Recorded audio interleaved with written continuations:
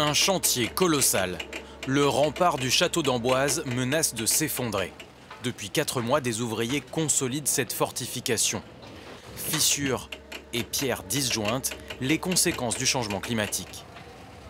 Les pluies exceptionnelles de l'automne dernier ont gorgé d'eau les terrasses à proximité de la muraille. Au point que fin janvier, l'alerte est donnée, un glissement de terrain est imminent. 2000 tonnes de terre sont retirées en urgence. Il s'agissait en fait de réduire la pression qu'exerçait l'eau de manière horizontale sur le mur qui est ici. On recouture ce rempart pour que justement il n'ait plus à bouger dans les prochaines années.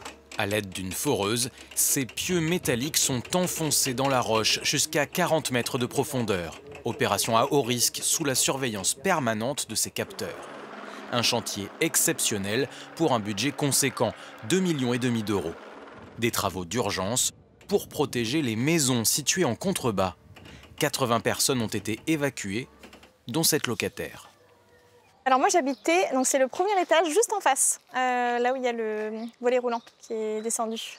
Donc ça va faire 5 mois que j'ai pas du tout pu accéder à mon appartement. J'ai toute ma vie sur place, j'ai mes vêtements. Donc là j'ai vraiment hâte de pouvoir rentrer chez moi. Je pensais qu'à Amboise on était à l'abri. J'aurais jamais imaginé que la muraille derrière pouvait s'effondrer. Eugénie Dejam devrait retrouver son appartement à la fin des travaux. Le château d'Amboise, lui, n'a jamais fermé ses portes au public. 400 000 touristes le visitent chaque année.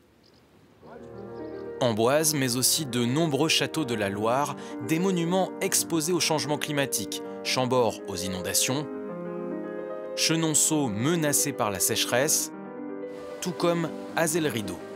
Un bâtiment dont la façade se reflète parfaitement dans l'eau, sauf quand des algues viennent troubler ce décor enchanteur. Alors, une fois par semaine, le jardinier d'Azay-le-Rideau se transforme en pêcheur d'algues. Essentiellement, il y a quand même une grosse partie de ce travail qui est là pour l'esthétique.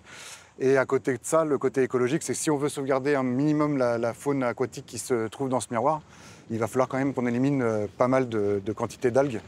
Plus il y a de soleil et de chaleur, plus ces algues prolifèrent. D'autant que le niveau du bassin a beaucoup baissé ces dernières semaines. Toute la façade repose sur des pilotis de chêne immergés. Un système comme celui-ci, conçu au XIXe siècle, des piliers qui renforcent l'architecture. Si l'eau baisse et s'ils étaient mis à jour, eh bien, le bois pourrait travailler et donc être moins solide. Donc il y a un risque sur la structure du château.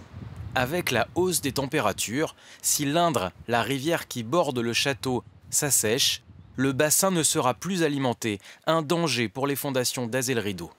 Les visiteurs qui découvrent cet édifice n'ont pas toujours conscience de cette fragilité.